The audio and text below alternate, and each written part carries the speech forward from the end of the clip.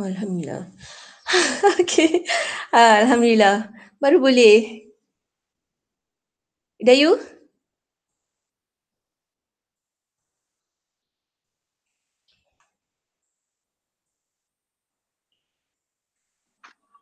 Okey. Okey. Kenapa Kak Ros? Ni baru boleh. Tadi yang tadi tak boleh. Yang ni baru boleh. Dia sama je tu, saya copy tadi tu. Tak tahu. Yang atas ni memang tak boleh masuk. Lepas tu Tak apa, syukur Alhamdulillah. budak baru ada seorang je ni. Macam mana? Akak beritahu tak budak sekolah akak sendiri? Dah bagi tahu. Takut diorang tidur lagi pukul 11 ni. Tu. Sekejap. Cikgu Huda, terima kasih banyak-banyak. Sekejap, Kak Ros bagi link suruh dia orang masuk nah. Bagi je lah link tu dulu.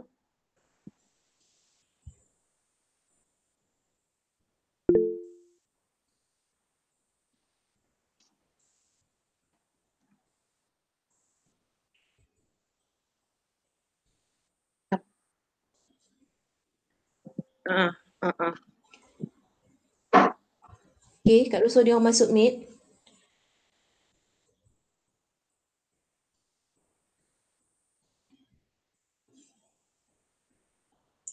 Sebelas setengah kita on lah, you.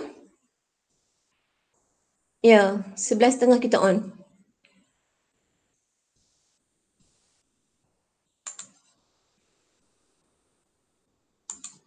Kalau budak tak ada, boleh je akak ajar kan? Saya boleh. Apa, saya ajar je. Nanti kita boleh share channel YouTube. Idayu react as a student lah. Sekejap, ada budak masuk nanti. Ni ada masuk dah.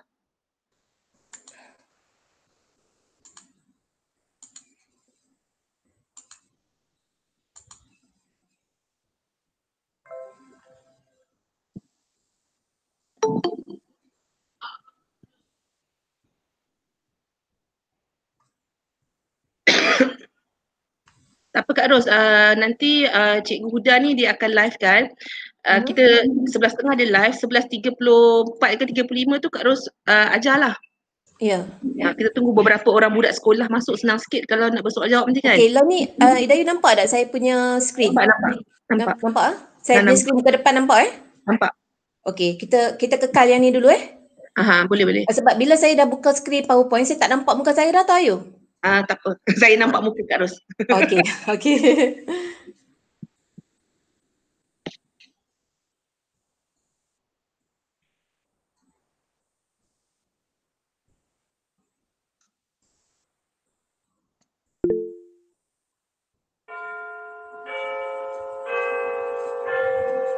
Jam dah berapa?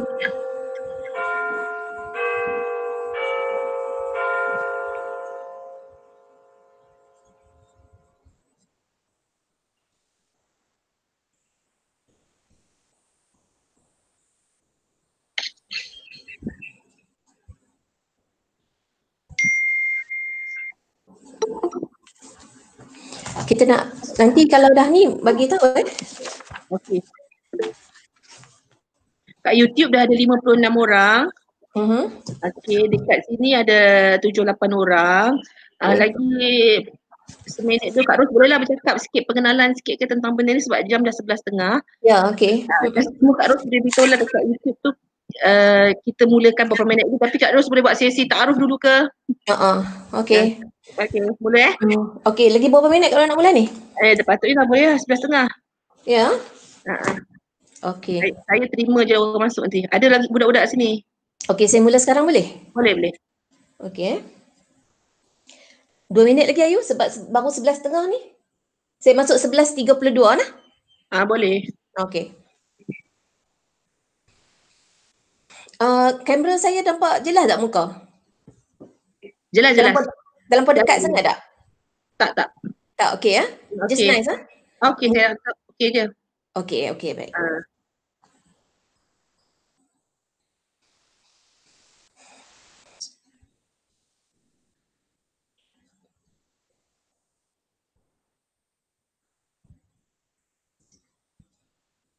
Kita punya BTP Encik Fairuz ada ke subscribe?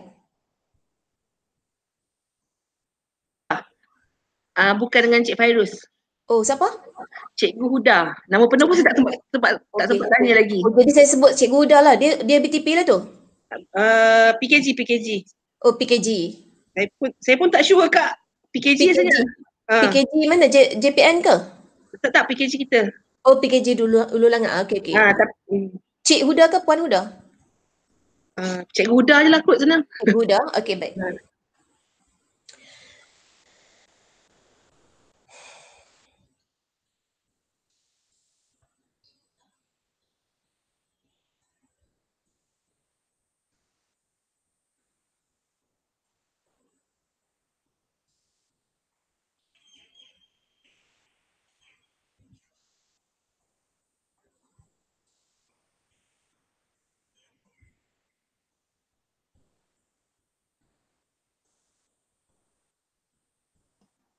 Boleh Kak Ros kalau mula? Okey. Bismillahirrahmanirrahim. Assalamualaikum warahmatullahi wabarakatuh. Selamat pagi semua. Salam sejahtera. Salam satu negara Malaysia. Baik, Alhamdulillah pagi ini jam 11.30 kita akan bersiaran secara YouTube secara Meet pun ada. Kita ada siaran Google Meet melalui Google Meet dan juga melalui YouTube. Di mana hari ini kita akan membincangkan tajuk bab 7 tingkatan 5 iaitu sistem pemerintahan dan juga pentadbiran negara Malaysia. Okey, baik. So hari ini semua okey? Semua dah ready? Semua dah keluarkan buku teks semua anak-anak murid? Okey, jangan lupa kita ada buku teks kita. Okey, cikgu nak semua ready buku teks. Okey, keluarkan buku teks, keluarkan nota, catatan dan juga mesti ada buku teks. Cikgu mesti merujuk kepada buku teks dan semua kita punya kelas hari ini memang 100% menggunakan buku teks. Jadi apa yang cikgu bincangkan dan apa yang akan cikgu bicarakan hari ini, cikgu ajar sejarah hari ini iaitu bab 7 tingkatan 5 sistem pemerintahan dan juga pentadbiran negara Malaysia ialah berasaskan 100% fakta di dalam buku teks. Baik, cikgu mengucapkan dulu terima kasih kepada Pejabat Pendidikan Daerah Hulu Langat dengan kerjasama Jabatan Pendidikan Negeri Selangor dan begitu juga dengan Pusat Kegiatan Guru Daerah Hulu Langat, Cikgu Huda atas subscribe di YouTube channel ini. Dan terima kasih juga kepada SISC Plus Puan Ida Ayub atas inisiatif beliau yang sungguh tinggi untuk nak memastikan kelangsungan PDPC kelangsungan PDPC dalam suasana PKP ni walaupun secara online. Terima kasih kepada Puan Ida Ayu SISC Plus bahagian kemanusiaan PPD Hulu Langat. Dan juga kepada semua sahabat guru kepada semua sahabat guru. Okey, cikgu buka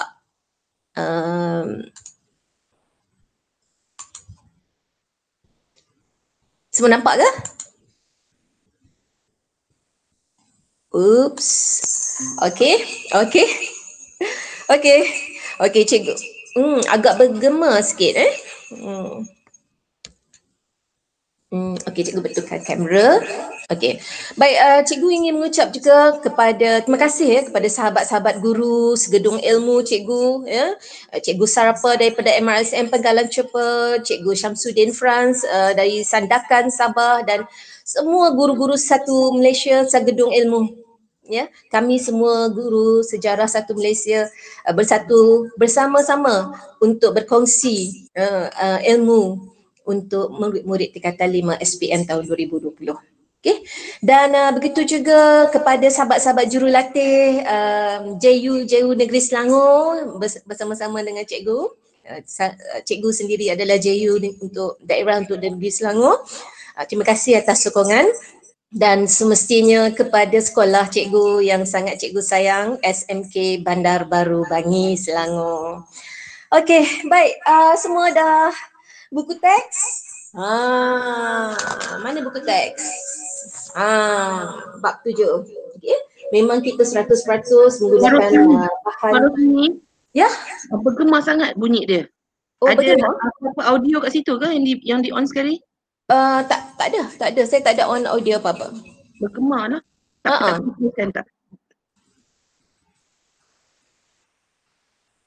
Saya tak ada on audio. Tapi nampak macam bergema.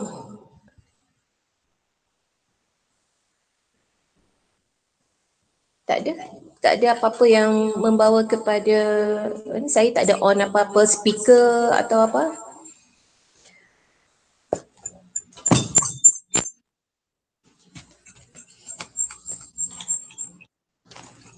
Telefon telefon Rosmini ada berhampiran di situ ke? Saya apa dia? Handphone? Telefon. Okey, saya boleh off handphone saya tak ada rakam apa-apa.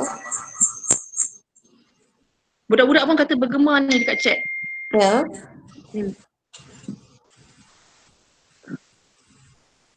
Okey, akak pesan pelajar lain tolong tutup mic. Saya dah check mic semua tutup tadi.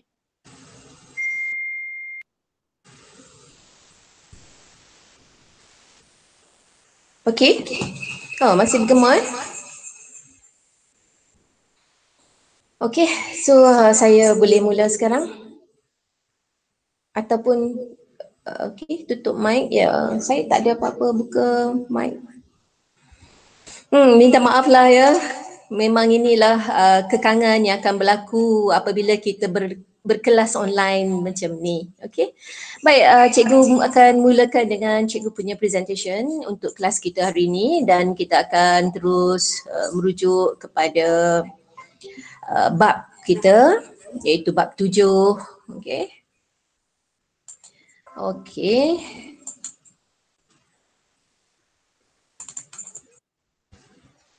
Alright. Okey, semua nampak ke cikgu punya presentation?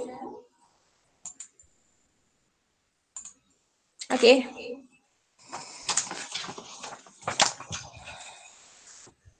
Okey, kita mula Oh, dia punya mic jadi bergema begini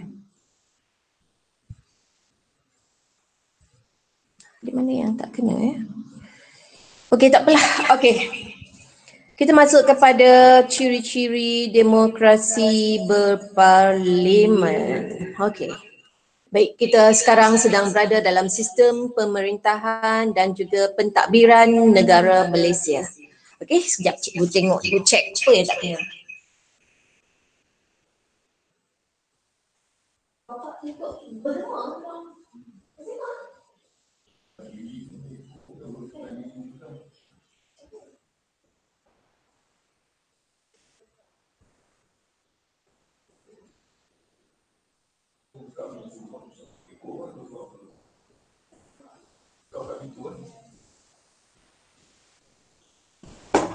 Okey.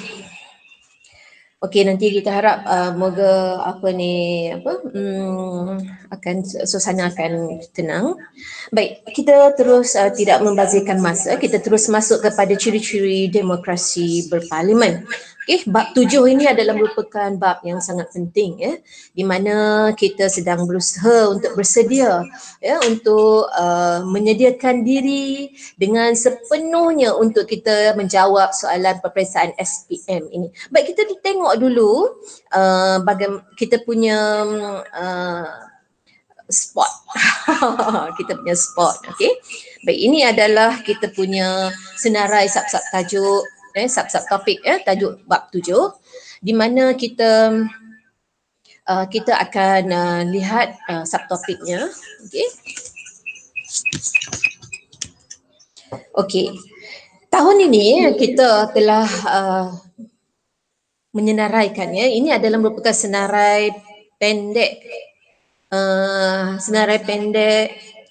untuk tajuk yang kita tumpukan untuk tahun 2020 ini, di mana kita tumpukan perhatian kita untuk raja berperlembagaan, di mana institusi yang di Pertuan Agong adalah merupakan institusi yang kita nak tengok secara detail pada pagi ini dan kita akan bincangkan. Dan yang kedua ialah tajuk pilihan raya yang akan kita bincangkan untuk kelas bahagian 2 pada hari Khamis nanti. Begitu juga dengan lambang-lambang negara iaitu jata negara, bendera kebangsaan dan juga lagu kebangsaan yang kita akan bincangkan pada minggu hadapan. Bukan minggu hadapan, hari Khamis. Okey. Keadaan Suara dia agak bergema. Saya rasa kurang selesa untuk pembentangan hari ini. Okey.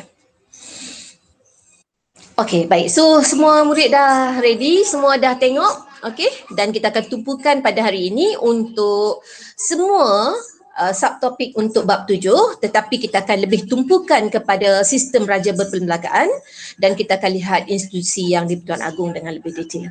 Okey. Baik, so kita lihat sekarang dulu ciri-ciri utama demokrasi berparlimen. Okey, semua buka muka surat 161. Okey, muka surat 161 semua ya. Okey, dah ready? Okey, jom.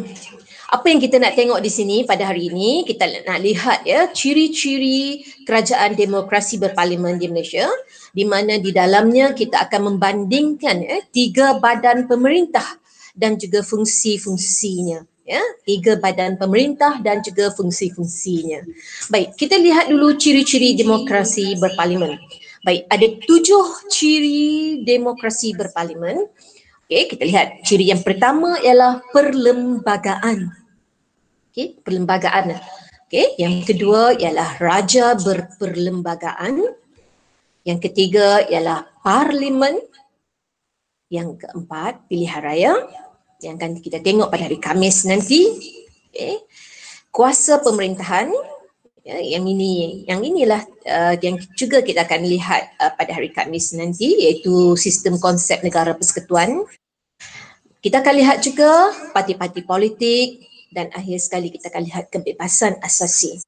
So pada hari ini kita akan lihat 3 subtopik yang utama, iaitu perlembagaan, raja berperlembagaan dan juga parlimen. Untuk bahagian 1 kelas Mari Cikgu Ajar Sejarah hari ini. Okey, so jom. Kita lihat ciri-ciri demokrasi berparlimen. Apa maksud demokrasi berparlimen? Ya, di mana maksud demokrasi berparlimen adalah rakyat terlibat dalam pemerintahan. Baik, di mana penglibatan rakyat dalam sistem pemerintahan itu? Rakyat berhak untuk memilih memimpin melalui proses pilihan raya. Okey, so dia kata disebut di sini kerajaan dari rakyat, oleh rakyat, untuk rakyat. Ini yang dikatakan penglibatan rakyat sepenuhnya dalam sistem pemerintahan. Ya. Baik, so kita lihat dalam ciri-ciri demokrasi berparlimen juga adalah raja sebagai lambang taat setia rakyat. Ya, raja ya adalah merupakan lambang taat setia di mana rakyat harus menumpukan sepenuh tumpah taat kepada raja kita, ya, sultan dan untuk negeri-negeri. Baik, rakyat membentuk kerajaan melalui proses pilihan raya, ya, dan ini adalah merupakan satu konsep penting dalam prinsip demokrasi berparlimen. Okey, jom. Okey, apa lagi? Rakyat berhak menyokong, mengekalkan dan menukar kerajaan melalui proses pilihan raya. Ini yang penting. Dan ini saya cikgu yakin pasti bahawa murid-murid akan banyak berminat untuk mengetahui tentang konsep pengekalan, penukaran kerajaan ya melalui sistem pilihan raya. Okey. Baik, so kita lihat apa dia corak demokrasi berparlimen ini. Okay. Corak demokrasi berparlimen untuk negara Malaysia kita ialah kita mengamalkan prinsip demokrasi berparlimen, raja berperlembagaan. Okey, baik. Apa yang kita nak bincangkan dalam konsep demokrasi berparlimen raja berperlembagaan?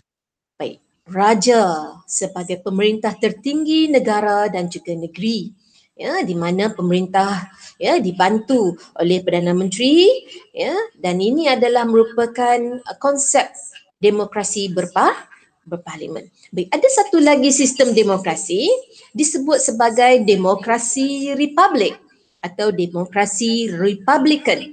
Baik, apa bezanya antara prinsip demokrasi berparlimen dan juga demokrasi republikan ini?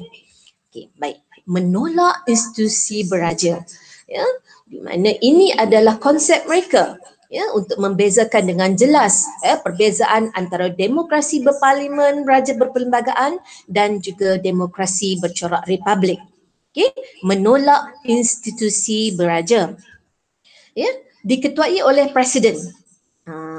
Kita diketuai oleh Perdana Menteri, tetapi negara yang mengamalkan prinsip demokrasi republik, mereka diketuai oleh presiden, masih melalui proses pilihan raya.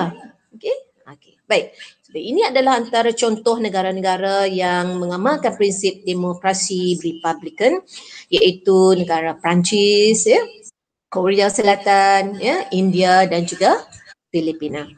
Okey, so dalam prinsip demokrasi berparlimen, presidennya memegang dua jawatan, iaitu sebagai ketua kerajaan dan juga ketua negara. Okey, so kita lihat ini kita lihat perbezaan secara jelas. Okey. Okey. Sekiranya soalan SPM bertanya tentang perbezaan sistem raja berperlembagaan dan sistem republik, cikgu mengajak murid-murid untuk bersama-sama dengan cikgu melihat dan membandingkan melalui sistem yang cikgu gunakan sebagai peta minda ini. Baik, ini adalah persamaan, di mana persamaan antara sistem raja berperlembagaan dan juga sistem republik. Ya, baik. Apa dia persamaan yang pertama? Pilihan raya. Ya, pilihan raya diadakan untuk memilih kerajaan. Jadi kedua-dua sistem ini mengamalkan prinsip demokrasi melalui proses pilihan raya. Ada perlembagaan dan perlembagaan merupakan undang-undang tertinggi. Ya. Ada parlimen. Parlimen memperoleh kuasa yang di mana ianya telah diperuntukkan daripada perlembagaan. Dan ini adalah tiga persamaan untuk konsep sistem demokrasi yang sama-sama sistem raja berperlembagaan dan juga sistem republik. Baik, kita lihat pula apanya beza yang tadi yang kita telah bentangkan. Ya, ini adalah untuk prinsip sistem raja berperlembagaan, di mana raja sebagai pemerintah tertinggi, pemerintahan dibantu oleh Perdana Menteri dan Yang di-Pertuan Agong sebagai ketua negara, manakala Perdana Menteri sebagai ketua kerajaan. Dan sistem republik, tidak ada sistem beraja.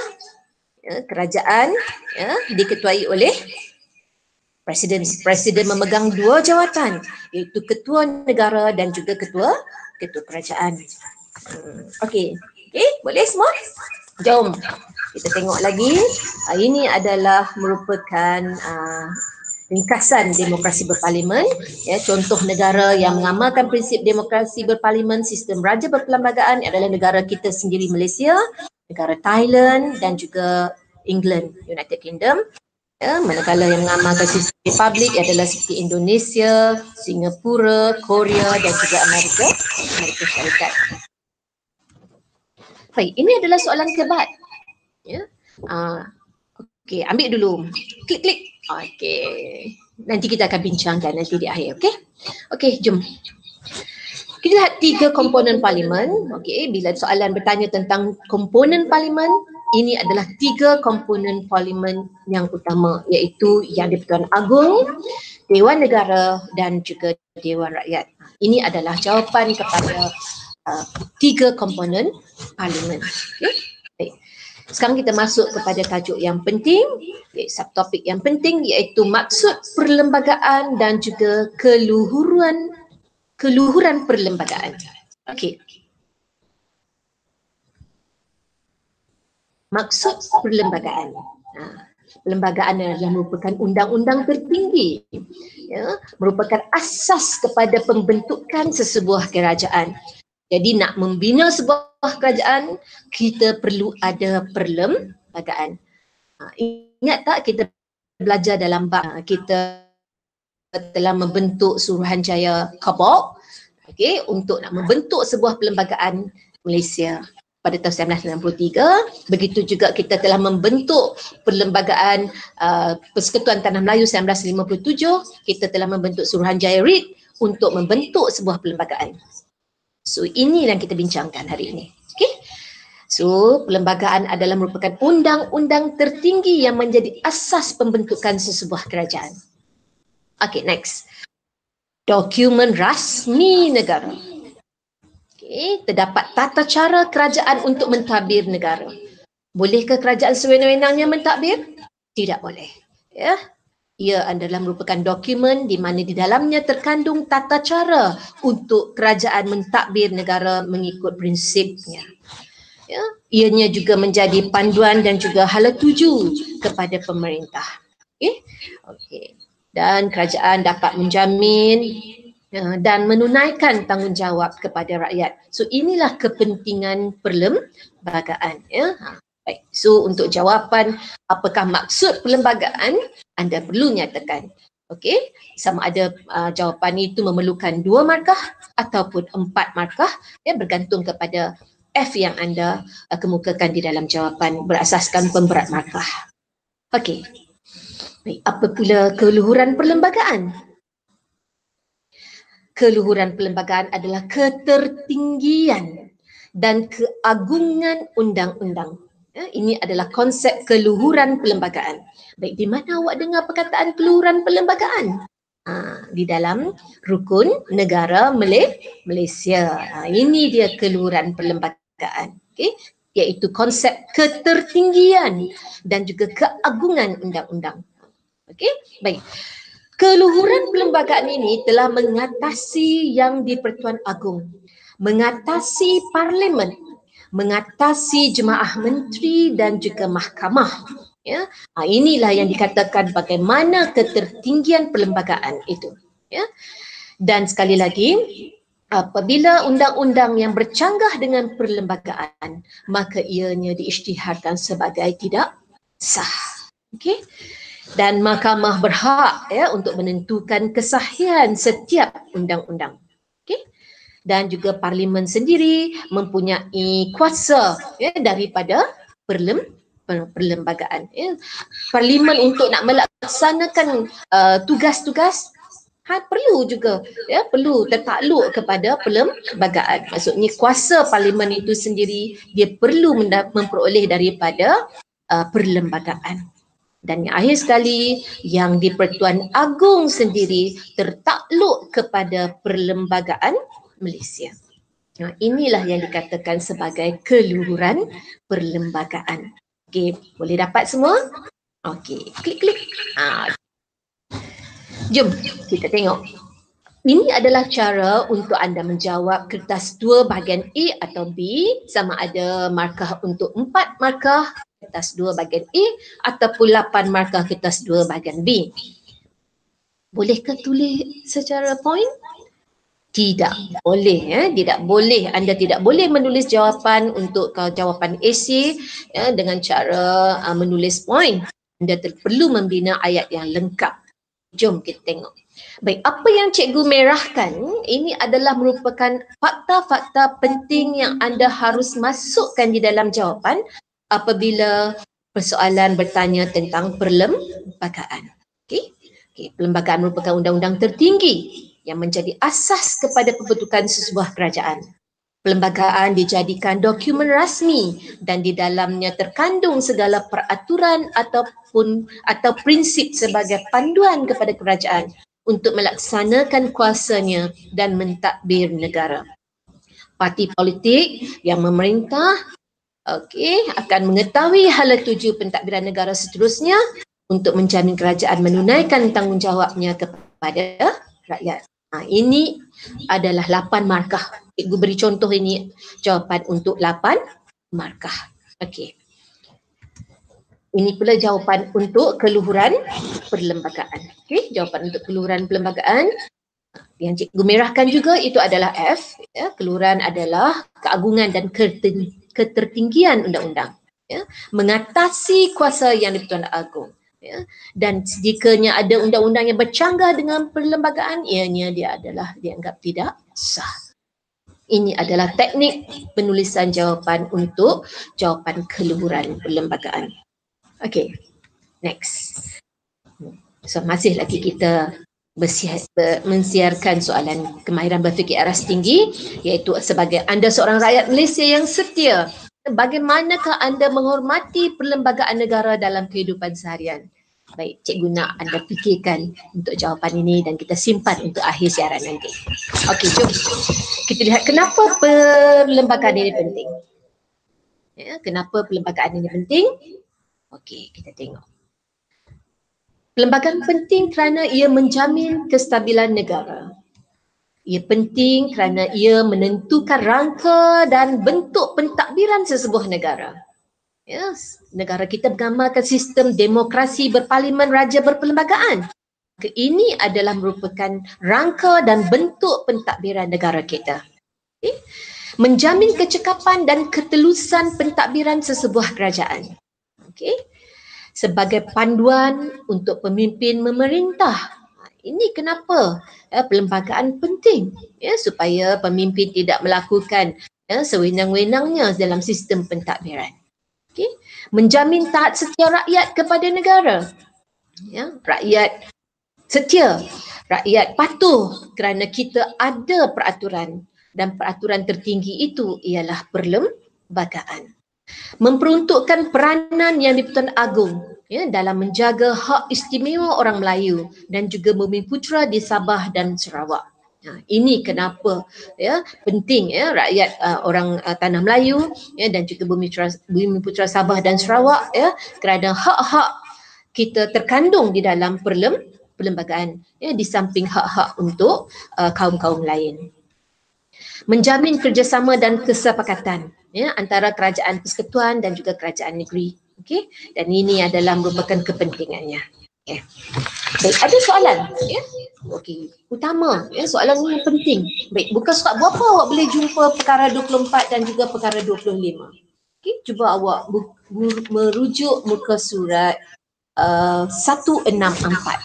Okay, muka surat 164.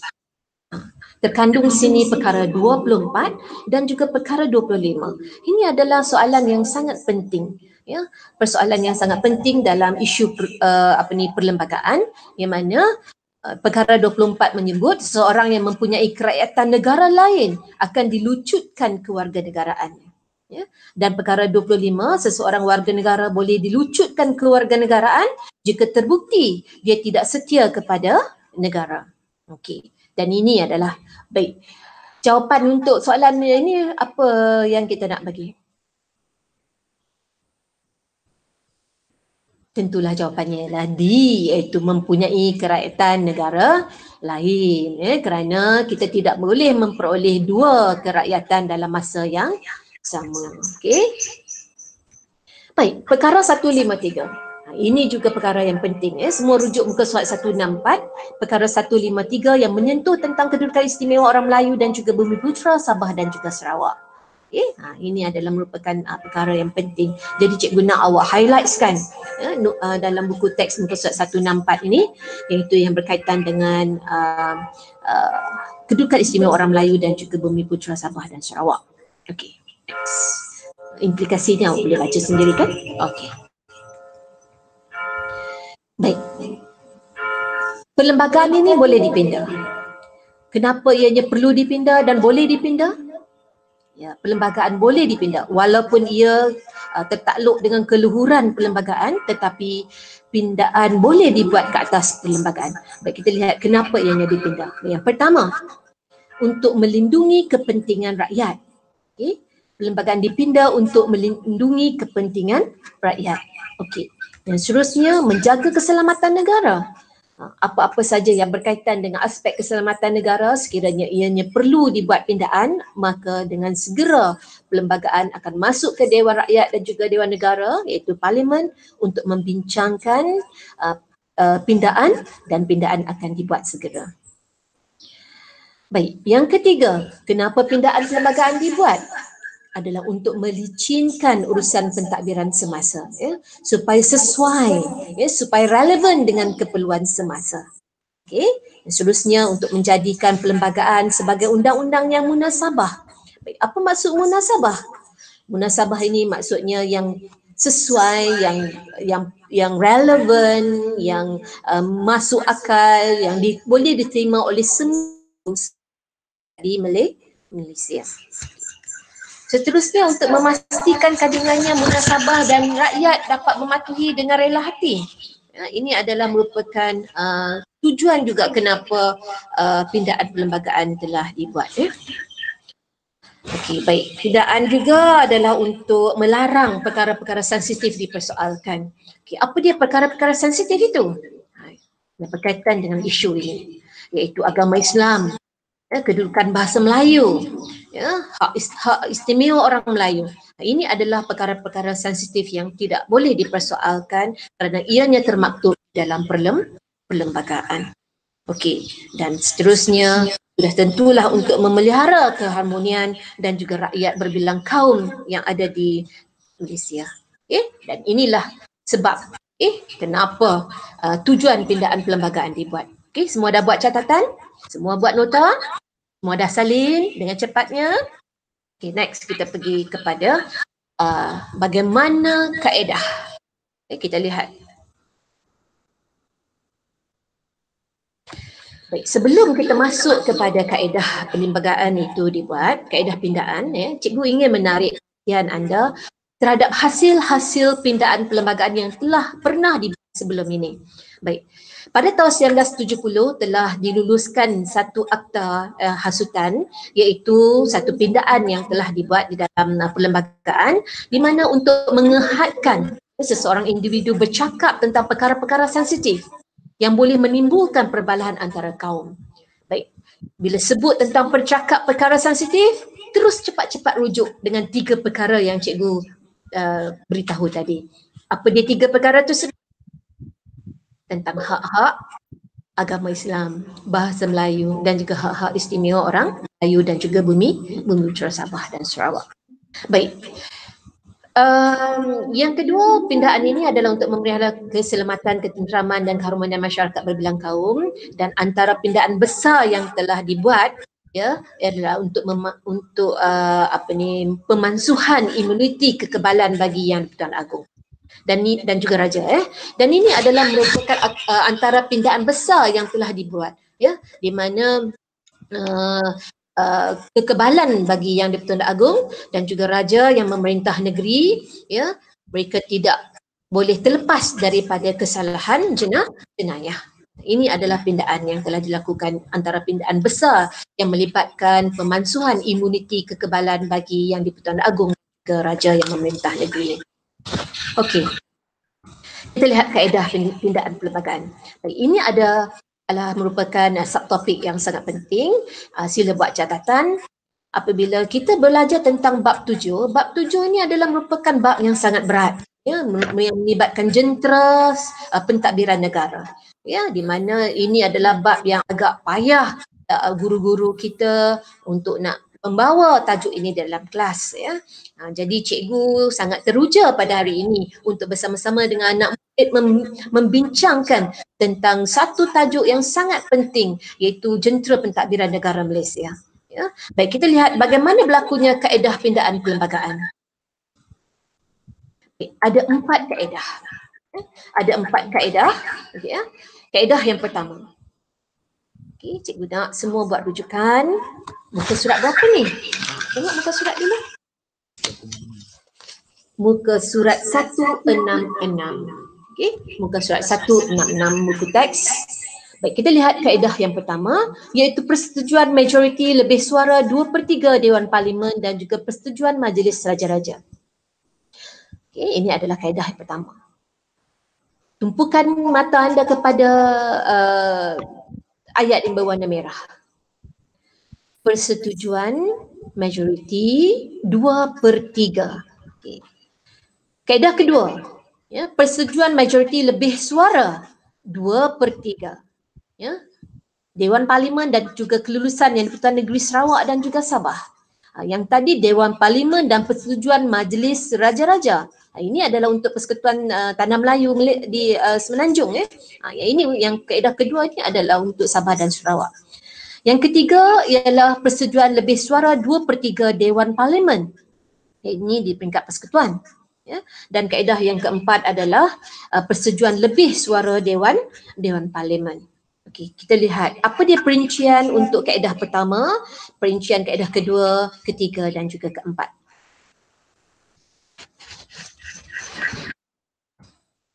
Kaedah pertama tadi, majoriti 2/3 Dewan Parlimen dan juga Majlis Raja-Raja. Apa yang dibincangkan? Apa yang apakah bidang tugas ataupun apakah bidang bicara yang merujuk kepada pidaan yang boleh dibuat di dalam parlimen melalui kaedah pertama ini. Okey, baik, apa dia kaitannya? Apa dia bidang kuasa ataupun bidang tugasnya? Tugas dan kuasa Majlis Raja-Raja Melayu. Ini adalah aspek perbicaraan. Ya. So apa-apa yang berkaitan dengan tugas dan kuasa Majlis Raja-Raja Melayu ia akan dibincangkan dalam kaedah pertama yang memerlukan majoriti 2/3 Dewan Parlimen dan juga persetujuan Majlis Raja-Raja Melayu. Apa lagi yang melibatkan? Yang melibatkan kewarganegaraan, yang melibatkan keutamaan Yang di-Pertuan Agong, Raja Permaisuri Agong, Raja-Raja dan Yang di-Pertuan Negeri, tentang kedudukan istimewa orang Melayu dan juga Bumiputera Sabah dan Sarawak, dan juga perubahan sempadan negeri. Ya, negeri.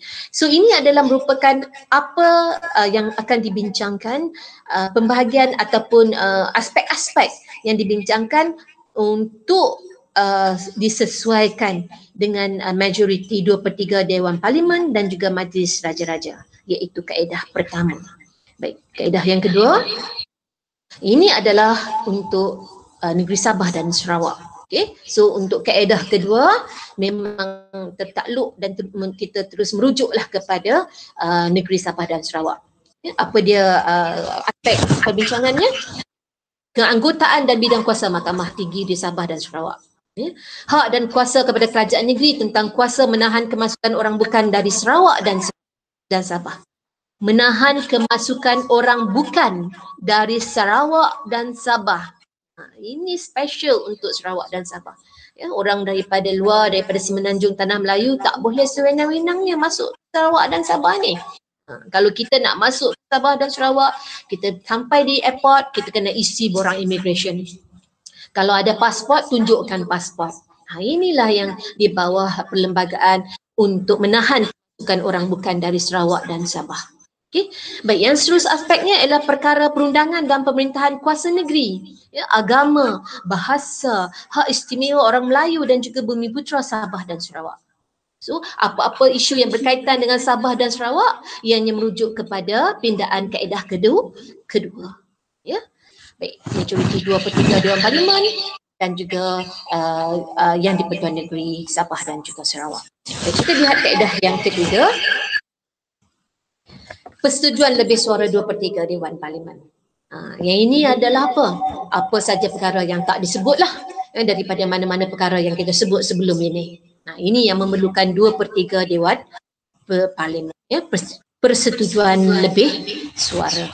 Dan kaedah yang keempat, persetujuan lebih suara Dewan Parlimen, apa-apa saja yang berkaitan dengan kewarganegaraan, bentuk sumpah, ikrar, pilihan dan persaraan ahli Dewan Negara, ya, persempadanan semula, berkaitan pindaan dalam senarai persekutuan dan juga senarai bersama.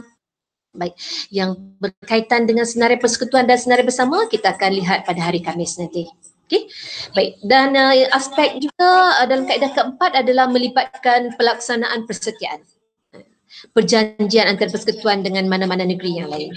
Dan ini adalah merupakan kaedah keempat dalam yang memerlukan persetujuan lebih suara Dewan Parlimen. Cikgu agak rasa terganggu untuk hari ini kerana suara cikgu bergema dan suara cikgu dengar yang kedua ini yang mengganggu fikiran bila nak menyampaikan. Cikgu minta maaf semua. Baik, kita lihat bidang kuasa Yang di-Pertuan Agong. Ya, bidang kuasa Yang di-Pertuan Agong. Baik, ini adalah tajuk yang sangat perlu kita fokus untuk SPM tahun 2020, di mana tajuk Raja Berperlembagaan dan juga konsep Yang di-Pertuan Agong, cikgu mohon kepada semua murid-murid SPM 2020 untuk memberikan fokus. Okey, baik, kita lihat buku teks. Buku teks muka surat berapa? Okey, semua dah buka buku teks? Okey, jom kita lihat. Kita lihat maksud raja berperlembagaan. Okey. Sistem pemerintahan beraja, ya, mengikut peruntukan dalam perlembagaan Malaysia. Ini yang dimaksudkan dengan apakah raja berperlembagaan. Ya. Sistem itu adalah sistem beraja dan ianya tertakluk dengan perlembagaan. Okay. Tertakluk dengan perlembagaan. Maksudnya raja ataupun Yang di-Pertuan Agong, ya, tidak boleh sewenang-wenangnya sebagai ketua yang tertinggi negara, ya, dalam pentadbirannya sebagai Yang di-Pertuan Agong kerana ianya tertakluk dengan perlembagaan. So inilah yang dimaksudkan dengan raja berperlembagaan. Baik, kita lihat apa dia Yang di-Pertuan Agong. Apa konsep Yang di-Pertuan Agong?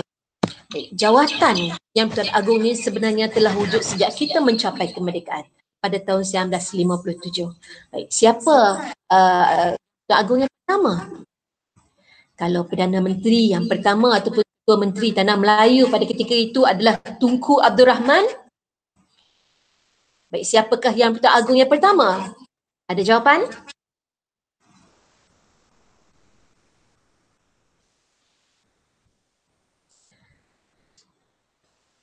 Tak dengar jawapan pun?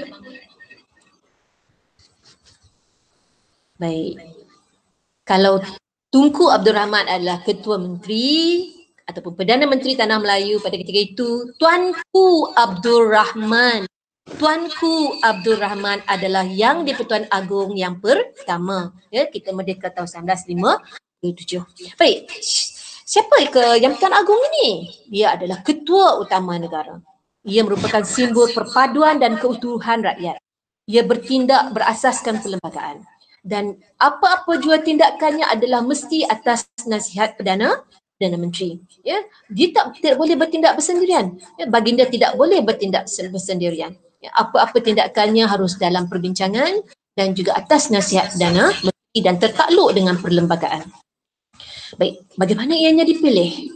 Dipilih daripada 9 buah negeri. Ya, secara bergilir dan mereka akan menjadi Yang di-Pertuan Agong daripada 9 buah negeri ini selama 5 tahun. Dan tempoh perkhidmatan seorang Yang di-Pertuan Agong ialah selama 5 tahun. Baik, so pemilihannya adalah dibuat mengikut peruntukan perlembagaan di bawah persetujuan Majlis Raja-Raja Melayu. Ya, pemilihan yang dibuat oleh Majlis Raja-Raja Melayu. Okey, ini adalah maksud raja berperlembagaan. Baik, kita lihat bidang kuasa Yang di-Pertuan Agong. Bidang kuasa Yang di-Pertuan Agong. Okey. Cikgu nyatakan semua. Ini adalah bidang kuasa Yang di-Pertuan Agong. Ya.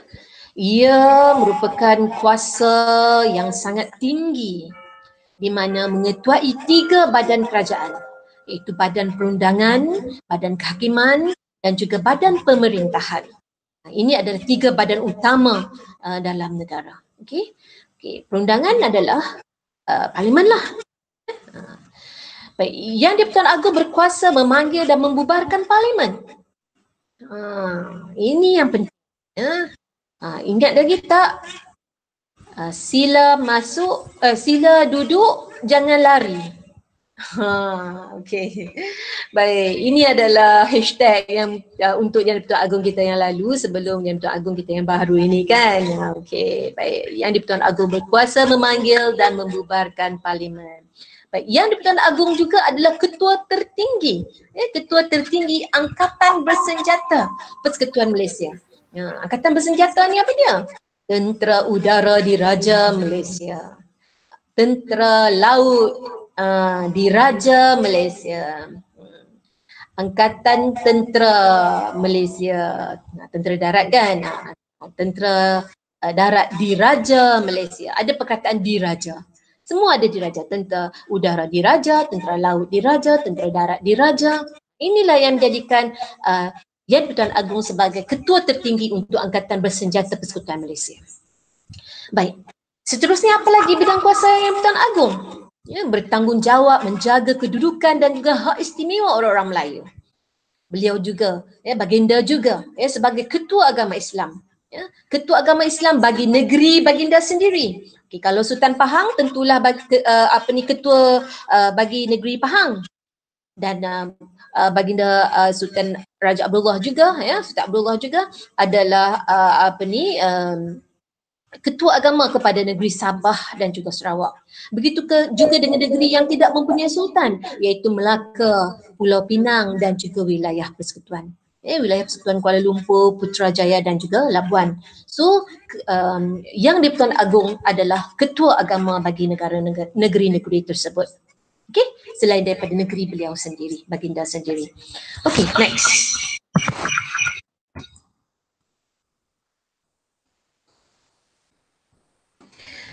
Bidang kuasa yang seterusnya mempunyai kuasa untuk melantik Perdana Menteri. Mempunyai kuasa untuk melantik Perdana Menteri. Cikgu nak semua murid beri perhatian untuk ini. Nanti kita akan bincangkan. Ini yang cikgu kira merupakan tajuk ataupun hot topic untuk kita persoalkan dalam sesi persoalan nanti. Baik, yang seterusnya bidang kuasanya adalah berkuasa melucutkan jawatan jemaah menteri. Dan juga timbalan menteri setelah mendapat nasihat daripada Perdana Menteri. Baginda juga berkuasa mengisytiharkan undang-undang darurat. Adakah PKP ini undang-undang darurat? Oh tidak. Undang-undang darurat ini adalah undang-undang special yang perlu diisytiharkan. Kita bukan di dalam keadaan darurat. Kita di dalam tempoh kawalan pergerakan saja, tetapi ianya bawa akta undang-undang darurat. Okey. Berkuasa melantik pengerusi Suruhanjaya Pilihan Raya dan 3 orang ahli Suruhanjaya. Suruhanjaya Pilihan Raya. Ini dilantik oleh Yang di-Pertuan Agong. Sebab itulah nak membuat satu pilihan raya merupakan satu kerja yang sangat penting, bukan sewenang-wenangnya. Petugas-petugas pilihan raya itu semuanya mendapat tanda tangan pelantikan daripada Yang di-Pertuan Agong. Begitu juga dengan hal yang berkaitan dengan ahli perkhidmatan kehakiman dan juga pengurusi dan juga timbalan pengurusi Suruhanjaya Perkhidmatan Awam. Ini adalah merupakan bidang kuasa Yang di-Pertuan Agong. Begitu juga Yang di-Pertuan Agong bertanggungjawab untuk melantik peguam negara dan juga seorang ketua audit negara dan ketua tertinggi Yang di-Pertuan Agong juga merupakan kuasa tertinggi untuk mentauliahkan duta-duta negara kita. Okey, ini adalah merupakan 3.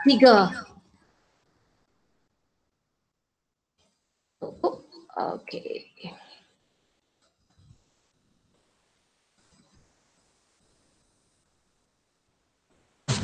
Okey, ini adalah bidang kuasa Yang Agong. Cikgu nak semua murid beri perhatian kita dah bincangkan banyak bidang kuasa Yang Agong.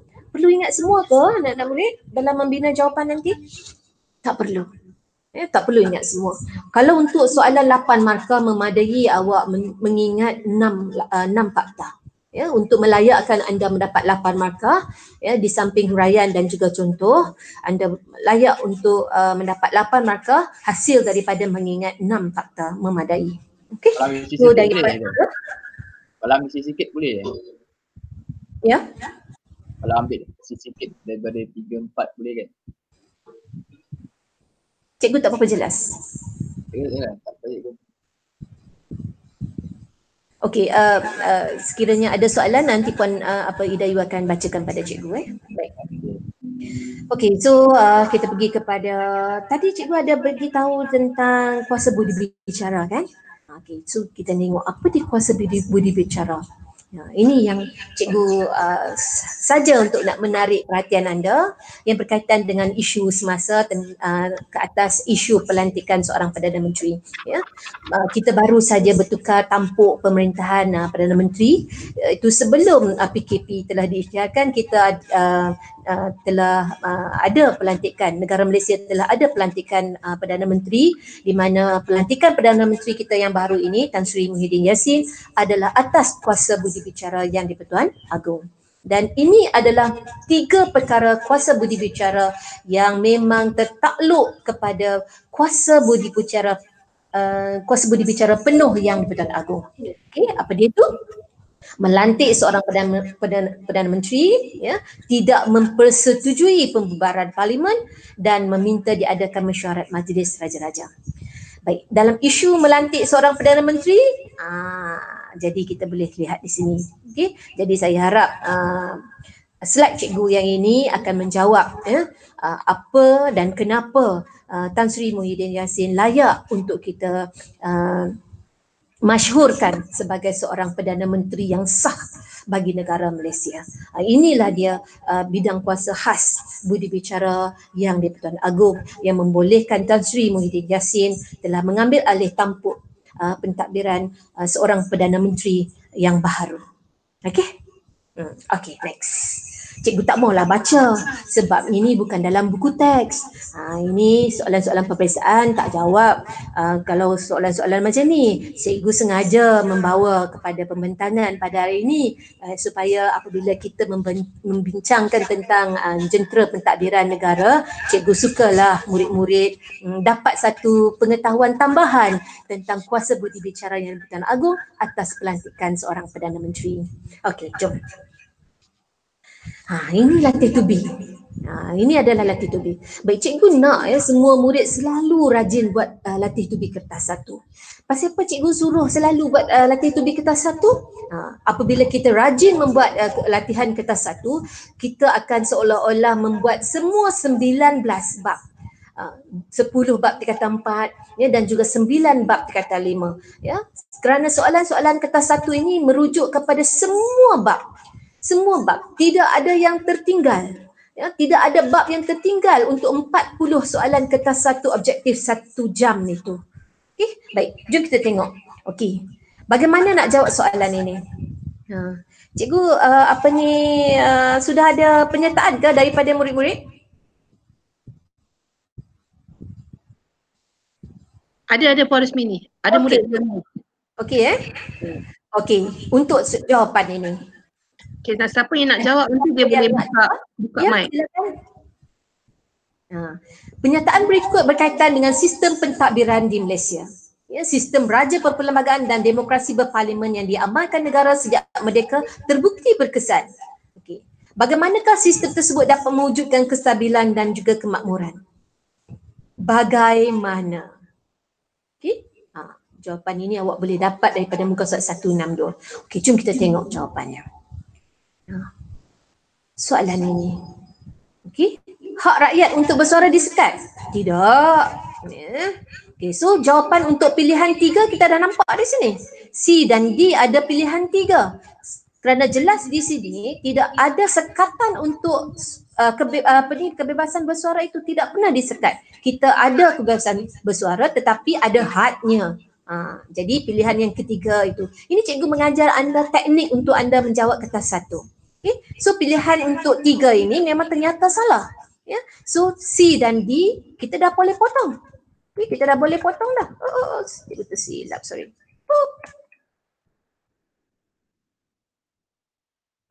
Punya cursor ni agak salah. Okay. So yang seterusnya ialah pandangan rakyat biasa diambil kira untuk pilihan 2. Yang pilihan yang keempat, kebebasan mutlak rakyat terjamin. So apa jawapan yang paling tepat? Okay. Untuk pilihan ini, cikgu rasa murid-murid dapat jawapan iaitu 1 dan 2 iaitu A. Okay. Baik, next. Sejak merdeka, Malaysia telah mengamalkan sistem demokrasi berparlimen. Pernyataan manakah yang berkaitan dengan sistem tersebut? Sistem apa? Sistem demokrasi berparlimen. Baik, pilihan A, B, C dan D.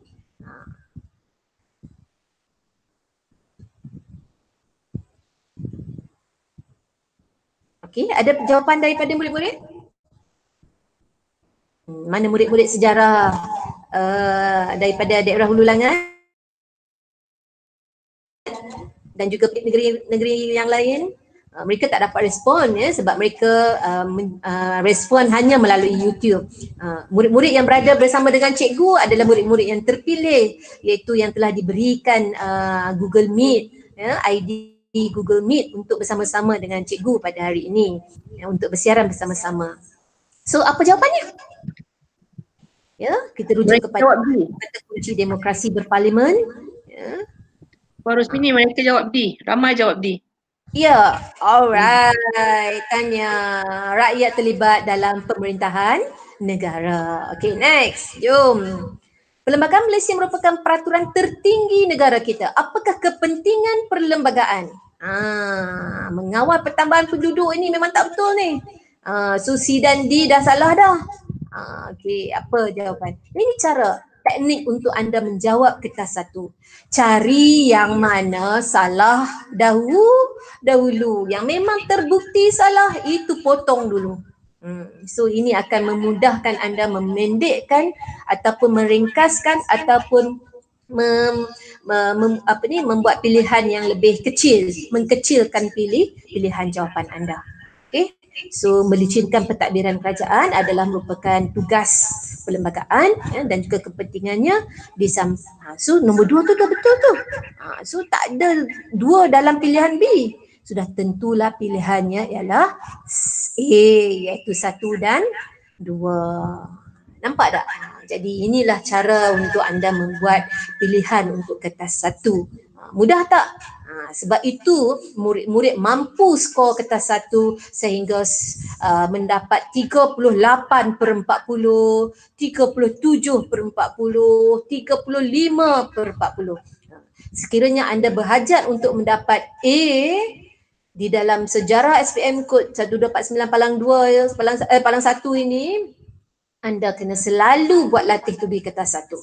Okey, selalu buat latih tubi kertas 1. InsyaAllah kalau awak selalu dapat 35 markah ataupun 35 jumlah betul dan ke atas, insyaAllah A mesti dalam tangan. Okey, alright, jom. Okey, ni dari Seremban ke Felda Palung, singgah sebentar di gerai Asia. Bersatu hati tolong menolong, aman makmur rakyat Malaysia. Pantun. Berkaitan dengan apa ni? Ini adalah kemahiran berfikir aras tinggi ni, tetapi dalam bentuk kertas 1 objektif. Baik. Kita tak payah tengok pembayang, tetapi kita terus tengok kepada bersatu hati, tolong menolong, aman makmur. Ini yang perlu anda rujuk. Ya? Tak payah nak tengok Felda ke Seremban ke Gerai Asia ke apa Gerai Cik Kia ke, tak payah. Tetapi lihat kepada bersatu hati, tolong menolong, aman makmur rakyat Malaysia. Baik, apa dia unsur yang boleh dikaitkan dengan perlembagaan? Perlembagaan. Ingat lagi, tadi cikgu dah terangkan tentang kepentingan perlembagaan kan? Okay, cuba pilih yang mana satu yang salah. Bersatu hati, tolong menolong, aman makmur. Yang mana satu yang nampak yang tidak relevan dengan jawapan dulu? Sudah tentulah kebebasan bercakap. Okey. So, 2 pilihan C dah salah dah. D dan salah dah. Okey. Perpaduan, aman makmur, bersatu hati, tolong menolong. Ia melibatkan perpaduan. Okey. Dan juga nampaknya 1 dan 2, perpaduan dan juga kestabilan politik dalam pantun ini. Okey, next kita panggil. Unsur taat setia kepada negara termaktub dalam perkara 24 perlembagaan. Ingat lagi tak tadi perkara 24 yang berkaitan dengan melucutkan kerakyatan kan? Okey, so apa dia jawapannya? Mempunyai kerakyatan negara. Dari sudah tentulah jawapannya adalah D. So cikgu kena pastikan awak sentiasa selalu baca buku teks, boleh ingat perkara-perkara yang penting dalam subtopik perlembagaan, iaitu perkara 24, perkara 25 dan juga perkara 153 perlembagaan. Okay, next. Okay, berapa soalan ni Okay, sejak tahun 1957 perlembagaan Malaysia telah dipindah beberapa kali. Mengapakah perlembagaan tersebut dipindah? Okey, apa jawapannya? Perubahan ekonomi semasa, mengelak tekanan pihak luar, memastikan kelancaran pentadbiran, mematuhi perintah Majlis Raja-Raja. Mematuhi perintah Majlis Raja-Raja sudah tentulah tidak betul. So jawapannya adalah memastikan kelancaran pentadbiran kerana ianya dibuat atas kerelevanan isu semasa, kehendak semasa. Okay, next. Apa tu syarat pindaan? Yang berkaitan dengan kedudukan istimewa orang Melayu. Tadi cikgu bincangkan ada 4 kaedah kan? So ada kaedah 1, kaedah 2, kaedah 3, kaedah 4. Kaedah 2 ni awak tak usah tengoklah sebab dia hanya untuk Sabah dan Sarawak. Tentulah sama ada kaedah 1, kaedah 2 atau kaedah 3. Soalan 1, 3 dan 4. Okay, so kalau ianya menyebabkan kedudukan istimewa orang Melayu, sudah tentu ia menyebabkan persetujuan Majlis Raja, iaitu kaedah nombor 1. Ya, kaedah nombor 1. Next. Malaysia mengamalkan sistem raja berperlembagaan antara yang berikut yang manakah berkaitan dengan hak yang di-Pertuan Agong? Hak yang di-Pertuan Agong. Ya, hak yang di-Pertuan Agong. Apa dia bidang kuasa, hak ataupun senarai bidang kuasa tadi yang cikgu bincangkan tadi ya, yang Pertuan Agong. Bertindak atas nasihat Perdana Menteri, ya. Boleh menggunakan kuasa budi bicara. Okey.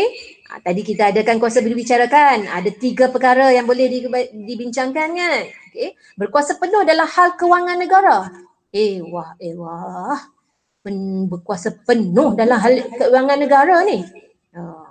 Berhak membatalkan sesuatu undang-undang. Ini bukan bidang kuasa yang di-Pertuan Agong. Membatalkan undang-undang adalah hak siapa? Mahkamah, iaitu bidang kehakiman ya, dan juga parlimen ya, atas persetujuan parlimen. Bertindak atas nasihat Perdana Menteri dan juga ada kuasa budi bicara. Okey, next. Ada lagi soalan. Pernyataan berikut berkaitan dengan perkara 153, iaitu hak istimewa orang-orang Melayu dan juga Bumi Putera Sabah dan Sarawak. Okay. Peranan yang Pertuan Agong dalam menjaga dan memelihara hak istimewa. Apakah keistimewaan orang Melayu dan juga Bumi Putera yang dimaksudkan di dalam perkara 153? Menjadi ahli Dewan Rakyat ke? Penerimaan pangkat ke? Kebebasan mengikuti mana-mana agama ataupun jawatan dalam perkhidmatan awam? Jawapannya adalah C, iaitu jawatan dalam perkhidmatan awam, di mana ianya tertakluk kepada hak keistimewaan orang Melayu dan juga Bumi Putera. Jawapan C terkandung di dalam hak istimewa orang Melayu dan juga kedudukan orang Melayu dan juga Bumi Putera Sabah dan Sarawak. Ya, jawatan dalam perkhidmatan awam. Ya. Okey, so jawapannya adalah C. Penerus. Ya. Okay, kita ada lagi 5 hingga 6 minit. Boleh? 5 hingga 6 minit? Sebab 11.30 sampai 12.30, tapi kita dah lajakkan sampai 12.40. Okey. Alright, seorang pegawai yang kata telah dijatuhi hukuman. Siapakah yang berkuasa memberi pengampunan kepada pegawai tersebut? Kuasa memberi pengampunan adalah kuasa yang di-Pertuan Agong. Next. Apakah bidang kuasa yang termaktub, bidang kuasa yang di-Pertuan Agong yang termaktub dalam perlembagaan? Jawapannya adalah membubarkan parlimen. Okay. Menggubal undang-undang bukan. Ini adalah tugas legislatif. Okay. C dan D juga bukan pilihan. So A jawapannya. Okey, kita rujuk kepada oleh kerana kita tak cukup masa, kita terus masuk kepada soalan struktur. Okey. Ini adalah soalan struktur.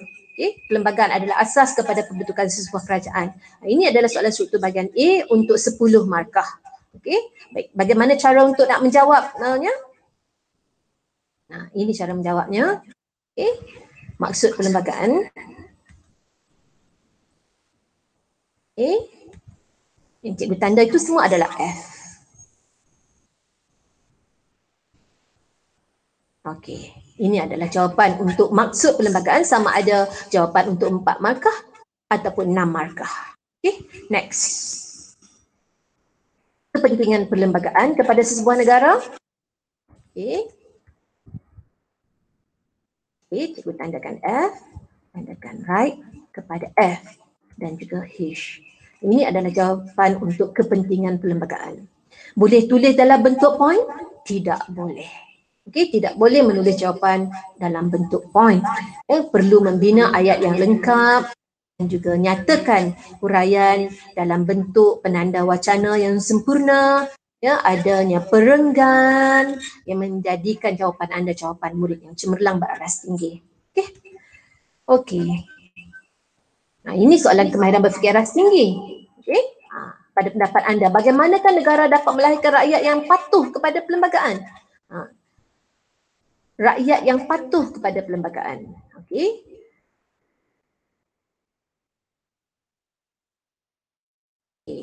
Memastikan kecekapan dan ketulusan dalam pentadbiran. Rakyat tidak boleh melakukan perkara yang menyalahi undang-undang. Seperti rasuah, itu contoh. Selain itu, memastikan rakyat sentiasa taat setia kepada negara supaya negara aman, damai untuk terus berkembang maju. Seterusnya memajukan ekonomi negara, taraf hidup, hak asasi, kebebasan bergerak, kebebasan berhimpun. Ini adalah hak-hak yang untuk melahirkan rakyat yang perlu patuh kepada perlembagaan. Maksudnya kita tak boleh bertindak dengan sewenang-wenangnya.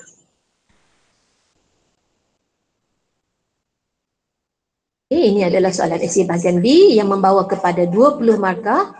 Ini adalah konsep demokrasi berparlimen dan juga sistem raja berperlembagaan. Cikgu nyatakan ini bukannya apa? Kerana ini adalah soalan sport untuk SPM tahun 2020. Sebab itulah cikgu banyakkan soalan-soalan struktur untuk konsep demokrasi berparlimen raja berperlembagaan. Okey. Ini adalah jawapan untuk konsep yang di-Pertuan Agong. Okey. Ketua Utama Negara telah diwujudkan sejak 1997. Ini semua yang cikgu telah nyatakan, nyatakan dalam huraian cikgu pada di awal tadi tentang yang di-Pertuan Agong, konsep yang di-Pertuan Agong. Okey. Bidang kuasa yang di-Pertuan Agong. Okey, tadi cikgu dah senaraikan bidang kuasa yang di-Pertuan Agong kan? Ini adalah jawapan. Bagaimana cara menulis jawapan? Untuk jawapan 8 markah. Bidang kuasa di-Pertuan Agong adalah sebagai ketua negara bagi Malaysia yang berdaulat. Gunakan penanda wacana. Selain itu, baginda juga mengetuai 3 badan kerajaan iaitu Badan Perundangan, Badan Pemerintah dan juga Badan Kehakiman. Yang di-Pertuan Agong merupakan salah satu daripada 3 unsur parlimen di Malaysia. Baginda mempunyai kuasa memanggil dan membubarkan parlimen. Baginda merupakan ketua tertinggi Angkatan Bersenjata. Baginda berkuasa mengampunkan, menangguhkan hukuman, dan juga membicarakan di Mahkamah Tentera. Okey. Ini juga adalah merupakan bidang kuasa yang di-Pertuan Agong. Sekiranya soalan ini memerlukan 8 markah, jadi ada berapa right tu? Lebih daripada 12 kan? Jadi awak boleh mendapat markah maksimum 8 markah. Sekiranya anda mampu untuk membina jawapan sebaik ini. Okey, next. Okey, berdasarkan pengetahuan sejarah anda, bagaimanakah remaja boleh menunjukkan ketaatan kepada raja dan negara? Baik, cikgu gariskan perkataan remaja menunjukkan ketaatan kepada raja dan negara. Ini adalah merupakan key point yang awak perlu gariskan. Apabila anda menjawab jawapan, jangan sewenang-wenangnya menulis terus. Anda kena membaca jawapan, membaca soalan dengan cemerlang, highlightskan dengan warna, biar jawapan kertas jawapan itu sedikit tak cantik tak apa. Yang pentingnya anda tak lari daripada konsep yang ditanya. Yang ditanya di sini remaja. Jadi anda kena membaca jawab soalan elok-elok. Untuk supaya jawapan anda tu berada di landasnya, anda kena pastikan bahawa jawapan anda itu adalah berasaskan apa persoalan yang ditanya. Bagaimanakah remaja boleh menunjukkan ketaatan kepada raja dan negara? Ini adalah jawapannya. Okay. So cikgu menyatakan inference di bawah itu. Okay. Maka dengan itu rakyat dan negara akan maju, aman, makmur, sejahtera. Cikgu pelengkapkan jawapan ini dengan inference. Okay. Ini adalah semua tata cara yang membawa kepada bagaimana remaja anda lah menunjukkan taat setia anda kepada raja negara. Tak burukkan nama negara. ya, sanggup berkorban, menyertai pasukan polis, bersatu padu walaupun kita hidup dalam negara yang pelbagai kaum, ada Melayu, Cina dan India, kita sanggup berkorban bersama-sama, merasa bersama-sama. Susah senang apa yang kita hadapi dalam suasana ini adalah merupakan contoh yang sangat besar yang harus kita lihat iktibarnya. Okay, alright. Okey, ini adalah kuasa pemerintahan dalam sistem kerajaan persekutuan, iaitu Badan Perundangan, Badan Pelaksana dan juga Badan Kehakiman. Baik, ini ada di dalam Rajah dalam muka surat 171. Semua boleh buka muka surat 171 semua? Okey, ini adalah rajahnya. Okey. Baik, saya lihat semua murid dapat lihat dengan jelas bagaimana prinsip pengasingan kuasa yang berlaku dengan jelas, iaitu untuk 3 badan yang utama dalam kerajaan persekutuan, iaitu Badan Perundangan, Badan Pelaksana dan juga Badan Kehakiman. Okay, kita akan lihat nanti secara jelas dalam satu persatu. Kita lihat dulu Badan Perundangan ataupun legislatif. Legislatif ini adalah merupakan badan perundangan, badan khas yang dipertanggungjawabkan oleh perlembagaan, di mana fungsinya adalah untuk menggubal undang-undang. Penggubalan undang-undang ni untuk apa? Untuk menjamin keadilan dan juga kesejahteraan rakyat. Ya. Di mana parlimen bertanggungjawab untuk menggubal undang-undang dan ianya semuanya berlaku di peringkat persekutuan. Dan ia adalah merupakan 3 komponen yang paling penting. Ya, yang terkandung di dalamnya, di dalam badan perundangan ini adalah institusi yang tak agung, Dewan Rakyat dan juga Dewan Negara. Ini adalah komponen dalam parlimen, iaitu badan perundangan legislatif. Baik, kita lihat Dewan Negara. Okay, ini adalah ahli-ahli yang ada di dalam Dewan Negara. Okay, Dewan tertinggi dalam sistem pemerintahan. Ya, mengandungi 69 orang ahli. Ya, ahli Dewan Negara dikenali sebagai senator. Senator dilantik tanpa melalui proses pilihan raya. Ini specialnya ahli Dewan Negara. Ya, senator boleh memegang jawatan mereka sehingga tempoh 3 tahun. Dan umur mereka mestilah 30 tahun dan ke atas. Dan mereka boleh menjadi ahli jemaah menteri. Jadi walaupun mereka tidak dipilih melalui proses pilihan raya, mereka tidak menang dalam pilihan raya, tetapi mereka layak untuk berada di parlimen sebagai ahli Dewan Negara, sebagai ahli senator. Baik, awalnya kita ada 69 orang ahli, sekarang terkini ahli Dewan Negara ialah 70 orang. Okey, so keahliannya lagi sekali dilantik oleh Yang di-Pertuan Agong, terdiri daripada individu yang telah memberi sumbangan cemerlang dalam perkhidmatan awam. Mereka terdiri daripada bidang profesional yang tertentu. Mereka melibatkan diri dalam kebajikan atau orang-orang yang mewakili sesuatu kumpulan minoriti, ya, seperti orang asli. Ini adalah keahlian yang perlu ada di dalam Dewan Negara. Okey. Baik. Ini adalah ahli Dewan Rakyat pula. Tadi Dewan Negara. Dewan Negara digelar sebagai senator. Baik, so ahli Dewan Rakyat dipilih oleh rakyat melalui pilihan raya. Mengandungi 219 orang ahli dan ianya mewakili kawasan-kawasan pilihan raya. Mewakili kawasan-kawasan sempadan pilihan raya yang ada. Sekarang ini ada 222 ahli, iaitu 222 kursi. Pada awalnya ialah 219. Dalam buku teks 2019. Jawab dalam peperiksaan ikut buku teks. Jangan jawab yang terkini. Okey, baik. So tempoh jawatan mereka ialah 5 tahun. Iaitu sekali pilihan raya dalam tempoh 5 tahun. Baik, so mereka ini nak jadi ahli Dewan Rakyat mestilah yang berumur 21 tahun ke atas. Pada masa ini perlembagaan memperuntukkan rakyat yang boleh mengundi umurnya 21. Jadi umur 21 lah boleh jadi ahli Dewan Rakyat. So apa tugas mereka? Menggubal dan meluluskan undang-undang di peringkat Dewan Rakyat. Dan undang-undang yang dibuat oleh parlimen dinamai dengan Akta. Undang-undang yang dibuat oleh parlimen dinamai dengan Akta. Baik, kita lihat proses meluluskan undang-undang. Cikgu keluarkan semua. Ini adalah proses. Lihat yang cikgu nyatakan yang pertama. Kita patah balik. cadangan oleh kementerian dulu. Okay? Cadangan oleh kementerian. So undang-undang di parlimen ni yang diperlukan apa yang ada di dalam perlembagaan atau undang-undang mestilah yang diperlukan oleh kementerian-kementerian. Sebab itulah undang-undang ini datangnya cadangan daripada kementerian-kementerian. Okey, cadangnya datang daripada kementerian-kementerian. Okey, baik, apabila datang undang-undang yang ataupun perkara ataupun isu yang dikemukakan oleh kementerian, maka dia akan terus pergi kepada Jabatan Peguam Negara dulu. Di sini akan dibuatkan pernyataan dulu yang berbentuk rang. Pernyataan berbentuk rang digelar sebagai rang undang-undang. Rang undang-undang ni apa dia? Rang undang-undang ini adalah undang-undang kosong yang belum lagi diisytiharkan. Jadi dia sebutnya rang undang-undang. Dan ianya dibuat oleh Jabatan Peguam Negara supaya ianya berbau undang-undang, bukan pernyataan undang-undang yang biasa, kerana ianya mesti dibuat oleh Jabatan Peguam Negara. Seterusnya dimasuk kepada Dewan Rakyat. Bila masuk ke Dewan Rakyat, dia akan menjadi bacaan pertama dulu. Okey, pembacaan pertama di Dewan Rakyat, dia akan baca tajuk dulu. Dia baca tajuk rang undang-undang saja. Seterusnya bila dah lepas baca tajuk, barulah masuk kepada pembacaan kedua.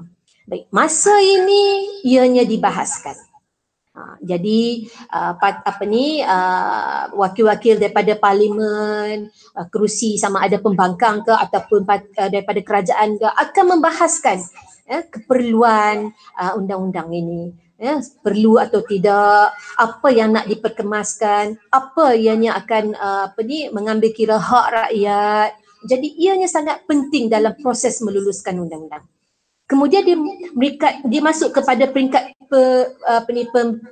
pembuatan jawatan kuasa, di mana peringkat jawatan kuasa ini adalah penting. Jadi hanya untuk jawatan kuasa ini, peringkat ini adalah merupakan ianya akan dibincangkan secara terperinci. Jadi bukan semua yang terlibat. Jadi dia hanya dibincangkan di peringkat jawatan kuasa, dan ini berlaku di dalam Dewan Rakyat lagi. Okey. Kemudian dia masuk kepada pembacaan yang ketiga. Dah selesai di peringkat jawatan kuasa, dia akan bahaskan lagi. Sebab nanti dia nak masukkan ke Dewan Negara, dia nak hantar rang undang-undang yang telah dibincangkan, dibahaskan di peringkat jawatan kuasa, dia akan masuk ke Dewan Negara. Jadi sebelum masuk ke Dewan Negara, mereka sekali lagi membincangkan di dalam pembacaan ketiga di Dewan Rakyat ini. Dibahaskan sebelum diluluskan di Dewan Negara. Baik, so masuklah ke Dewan Negara. Di Dewan Negara akan berlakulah proses 3 yang sama. Jadi proses-proses yang sama akan berulang di Dewan Negara. Ingat, Dewan Negara ahlinya digelar senator. Dewan Rakyat adalah ahli-ahli parlimen yang mewakili rakyat dan juga mewakili kawasan pilihan raya masing-masing. Baik, apabila dah diluluskan, dia akan pulang balik kepada Dewan Rakyat untuk proses penyerahan kepada Yang di-Pertuan Agong. Okey, proses ini adalah merupakan proses untuk kelulusan, untuk mendapat cap mohon. Okey, dan juga bila Yang di-Pertuan Agong telah meluluskan, menandatangani rang undang-undang, maka rang undang-undang akan diwartakan dan menjadi satu undang-undang yang sah, bukan lagi rang undang-undang. Okey, so apa undang-undang yang telah diwartakan di peringkat parlimen digelar sebagai akta. Okey, digelar sebagai akta. Okey, next. Ini adalah badan eksekutif. Ini adalah Perdana Menteri kesayangan kita. Siapa dia? Ini duduk rumah, jangan ke sana, jangan ke sini. Itu kita kena ingat tu. Apa Perdana Menteri kita cakap. Baik, beliau adalah jemaah menteri. Kabinet merupakan badan pelaksana dasar-dasar kerajaan dan Perdana Menteri adalah ketua jemaah menteri. Perdana Menteri ialah ketua jemaah menteri. Okey, di dalam badan pelaksana ini ada kementerian-kementerian. Dan kementerian-kementerian bertanggungjawab untuk menggubal dasar-dasar kerajaan. merancang dasar-dasar kerajaan, menyelaras program-program pembangunan sama ada dari aspek ekonomi dan sosial negara kita. Inilah tugas dan juga bidang kuasa kementerian-kementerian. Dan untuk ini kita ada 26 kementerian, dalam buku teks kita ada 26 ya, di mana inilah ya kementerian yang bertanggungjawab ya, untuk nak menguruskan apa saja yang berkaitan dengan dasar-dasar kerajaan. Dan kementerian akan dibantu oleh Timbalan Menteri, Setiausaha Parlimen dan juga Setiausaha Politik. Ya. Okey. Di dalam badan pelaksana ataupun eksekutif ini ada menteri yang tidak ada jawatan. Mereka digelar sebagai menteri tak berportfolio. Selalunya mereka ni akan diberikan tugas-tugas khas lah. Contohnya menteri di Jabatan Perdana Menteri. Contohnya Dr. Zulkifli yang selalu baca doa kan. Ya Allah, Ya Rahman, Ya Rahim. Dr. Zulkifli tu. Okey. Baik, ini adalah persoalan-persoalan yang selalu keluar dalam badan pelaksana. Iaitu badan berkanun dan juga badan bukan berkanun. Okey, badan berkanun dan juga badan bukan berkanun adalah dua aspek persoalan penting dalam bidang badan pelaksanaan. Ya, badan berkanun ialah seperti MARA, FELDA, MPOB, UPM, UKM ya, yang semuanya menjalankan tugas bagi pihak kerajaan untuk menjalankan kebajikan dan juga sosial di luar daripada bidang kuasa kerajaan. Mereka diberikan hak. Berbeza dengan badan bukan berkanun, ya, mereka adalah satu badan yang separa kerajaan ya, badan separa kerajaan yang menjalankan kegiatan yang berunsur perniagaan. Ya, kerajaan juga mempunyai equity ya, saham di dalam badan bukan berkanun ini. Maksudnya kerajaan masih ada hak dan equity. Ya. Contohnya TNB, KTM, Petronas, Highcom, Postmas, kerajaan ada equity-nya. Tetapi dari segi bidang sosioekonominya selalunya ia merupakan satu bidang yang besar, tak mampu diceburi oleh pihak swasta. Dan mereka ini menjalankan perniagaan lah ya, menjalankan perniagaan untuk memperoleh keuntungan ya. Keuntungan diperoleh bagi pihak kerajaan lah. Keuntungan yang diperoleh itu adalah bagi pihak kerajaan. Dan ketua untuk badan bukan berkanun ini digelar sebagai CEO. Ya, CEO ya, ketua eksekutif, CEO TMB, CEO KTM, CEO Petronas. Baik. Awak kenal dengan Dr. Hisham kan?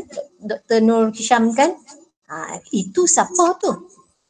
Itu ketua pengarah kesihatan yang selalu bersiar untuk kita untuk siaran langsung COVID-19. Beliau adalah merupakan pengarah Kementerian Kesihatan Malaysia. Beliau adalah merupakan kategori badan berkanun. Ya, okey.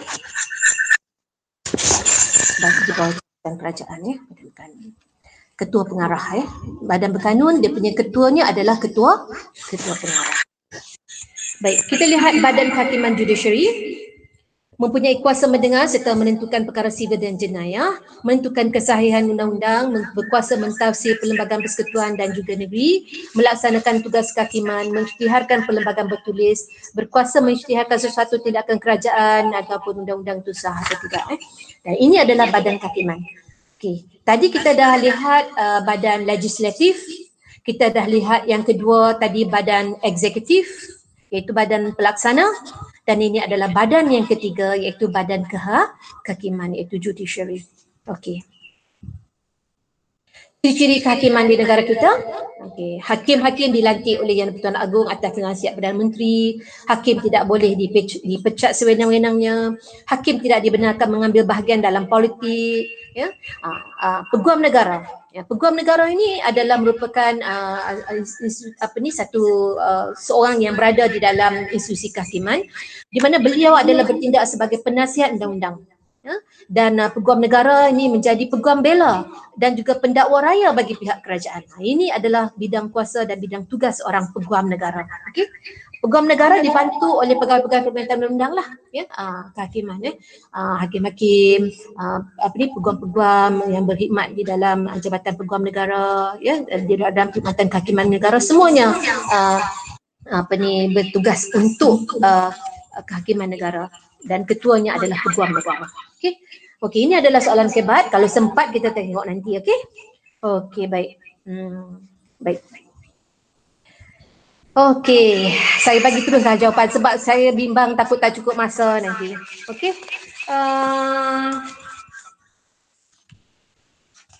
Ada berapa slide lagi?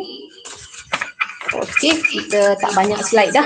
Okey, berdasarkan sistem tersebut, Malaysia mengamalkan sistem ini digelar sebagai konsep pengasingan kuasa, iaitu Badan Perundangan, Badan Pelaksana dan juga Badan Kehakiman adalah konsep pengasingan kuasa. Okey, the separation of powers. Okey, jawapannya adalah B. Okey. Apakah syarat untuk menjadi ahli Dewan Negara? Menang dalam pilihan raya? Oh, mereka bukan terlibat dengan pilihan raya kan? Adakah mereka orang politik? Tidak. Berumur sekurang-kurangnya 21 tahun? Salah, mesti berumur 30 tahun. Dan mereka jawapannya adalah D, iaitu cemerlang dalam perkhidmatan awam. Okay, next. Maklumat berikut berkaitan dengan parlimen, iaitu Dewan Negara dan juga Dewan Rakyat. Apa persamaan? Okay. Mengisytiharkan darurat. Oh, ini bukan tugas. Ini yang di-Pertuan Agong. Dilantik oleh Ketua Hakim Negara? Oh, tidak. Ya, mereka bukan dilantik oleh Ketua Hakim Negara. Okay. Boleh dilantik sebagai anggota Jemaah Menteri? Boleh. D, kebal daripada sebarang tindakan undang-undang? Ada murid yang tak tahu apa maksud kebal. Kebal ini dia boleh buat apa-apa sajalah. Tak lut. Tembak tak lut. Maksudnya dia boleh buat apa-apa kesalahan jenayah lah. Itu maksudnya kebal. Jadi jawapannya adalah C. Next. Jadual berikut menerangkan jenis undang-undang yang terdapat di negara kita. Baik. Enactment ialah yang dibuat oleh undang-undang negeri. Baik, tadi saya sebut akta kan? Akta, kalau undang-undang tu namanya akta, dia dibuat di parlimen. Kalau undang-undang tu namanya enactment, dia dibuat oleh Dewan Undangan Negeri di negeri-negeri.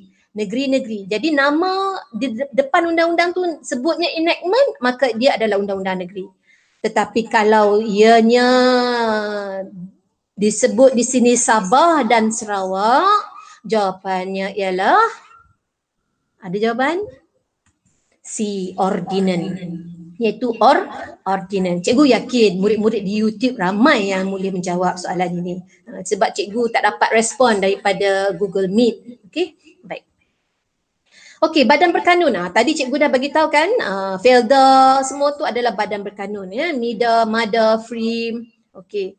So jawapannya adalah A ya, iaitu memiliki kuasa autonomi dan juga ada peruntukan kewangannya sendiri. Ini adalah badan berkanun.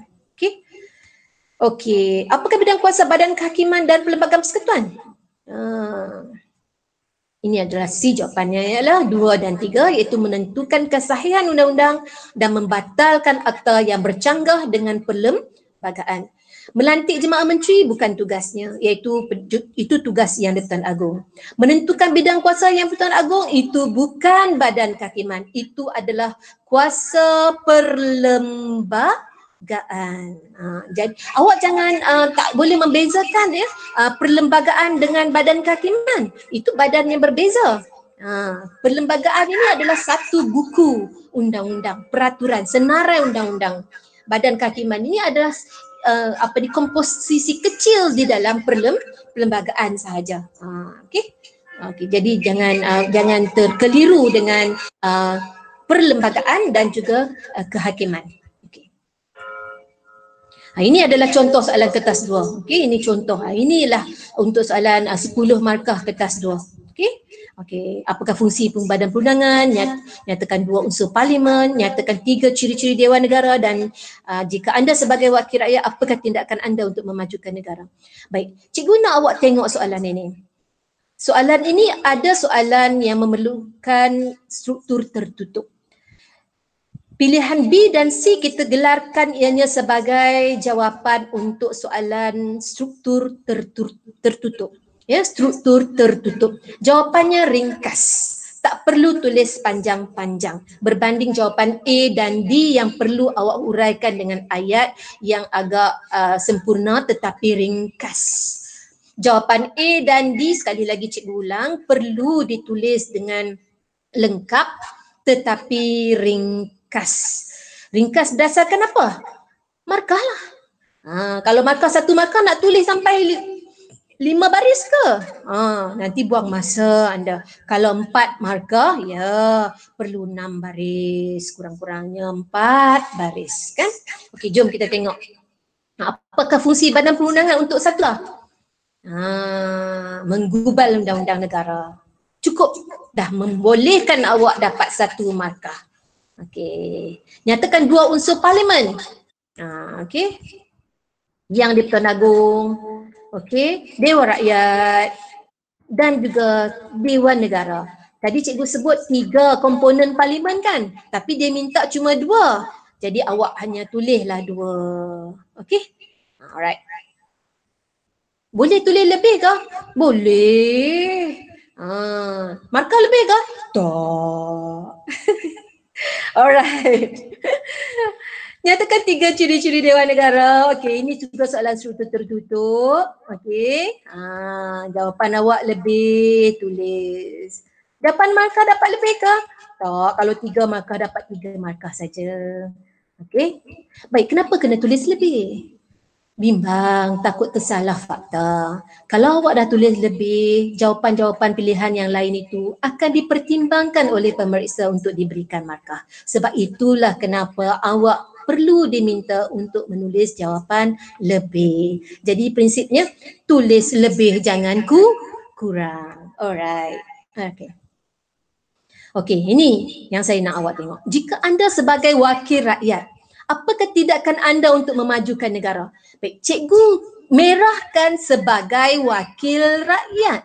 Wakil rakyat ni siapa? Tentulah menteri ataupun adun, iaitu orang yang menang di dalam pilihan raya peringkat negeri digelar adun. YB. Tu YB datang. Itu wakil rakyat lah tu. Okey. So, ini adalah jawapan yang awak perlu membezakan diri anda sebagai murid, diri anda sebagai orang biasa dengan wakil rakyat. Jadi jawapan anda kena berhati-hati. Jadi pendek cakap cikgu, baca soalan elok-elok. Apa soalan minta? Dia minta sebagai wakil rakyat, jawapan mesti anda sebagai wakil rakyat. Tu cikgu tulis tu jawapan dah. Antara tindakan saya ialah menjalankan pembangunan rakyat di kawasan yang diwakili, seperti membangunkan industri kecil dan sederhana. Contohnya industri memproses krepek. Selain itu menambah peluang pekerjaan untuk rakyat supaya pendapatan rakyat dapat ditingkatkan sekaligus taraf hidup rakyat juga meningkat. Ayat cikgu ni sekali dengan inference. Sekaligus taraf hidup rakyat juga meningkat. F-nya di mana? Menjalankan pembangunan rakyat. Contohnya industri memproses krepek. Huraiannya di mana? Membangunkan industri kecil dan sederhana. F yang kedua, mewujudkan peluang pekerjaan. Huraiannya yang kedua yang di mana? Rakyat, supaya pendapatan rakyat ditingkatkan. Okey. So cikgu tak nyatakan contoh di sini, tapi cikgu lengkapkan dengan inference. Boleh ke cikgu? Boleh. Ini kan jawapan kemahiran berfikir aras tinggi. Okey. Selang. Buat perenggan yang kedua. Sebab ini untuk 8 markah kan? Seterusnya menghapuskan semua bentuk amalan rasuah. F. Ya, supaya gunakan kata hubung supaya untuk nak melengkapkan huraian, ya. Rakyat hidup adil dalam suasana harmoni. H. Maka dengan ini dapat melahirkan modal insan yang berkualiti dalam masyarakat. Ini boleh dijadikan inference ataupun contoh pun boleh. Ini sudah tentu membawa kepada kelangsungan kemajuan negara. Ini memang jelas-jelas inference lah. Ini sudah tentu membawa kepada kelangsungan kemajuan negara. Jadi inference-nya tak perlu yang panjang-panjang berjela, tak perlu. Cukup memadai ayat yang lengkap tetapi jitu. Ulasan untuk menutup jawapan ini jitu. Itu adalah jawapan inference. Sekali lagi, boleh ke ambil inference daripada ayat soalan? Jangan. Jangan berbuat demikian kerana anda akan hanya sia-sia kerana tidak mendapat markah sekiranya anda mengambil ayat inference sebagai ayat soalan. Okey? Okey, baik.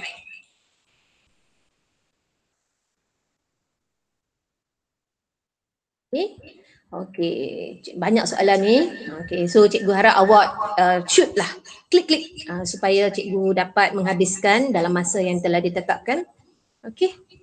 Sebab tajuk ini memang besar. Sebab itu cikgu terpaksa membuat dua bahagian. Dua bahagian. Untuk bahagian kedua nanti kita akan hanya membincangkan tentang aspek pilihan raya dan juga konsep persekutuan serta lambang-lambang. Okey, ini adalah jawapan untuk peranan badan kehakiman. Okey, klik. Okey. Okey, so jawapan yang baik mestilah jawapan yang berperenggan, yang mempunyai fakta. Kerana jawapan untuk terangkan peranan badan kehakiman semuanya adalah jawapan berbentuk F, iaitu fakta. Okey, tadi cikgu dah huraikan jawapan ini di dalam bahagian bidang kehakiman, badan kehakiman iaitu badan judiciary. Okey. Okey. Konsep pengasingan kuasa. Konsep pengasingan kuasa ni yang tiga tu lah. Okey. Yang prinsip pengasingan kuasa. Tiga badan. Badan perundangan, badan eksekutif dan juga badan legislatif. Judiciary iaitu badan kehakiman. Sekali lagi, konsep pengasingan kuasa ini merujuk kepada pengasingan tiga badan utama negara, iaitu badan perundangan, badan pelaksana dan juga badan kehakiman. Okey, apa tujuan konsep pengasingan ini? Inilah dia.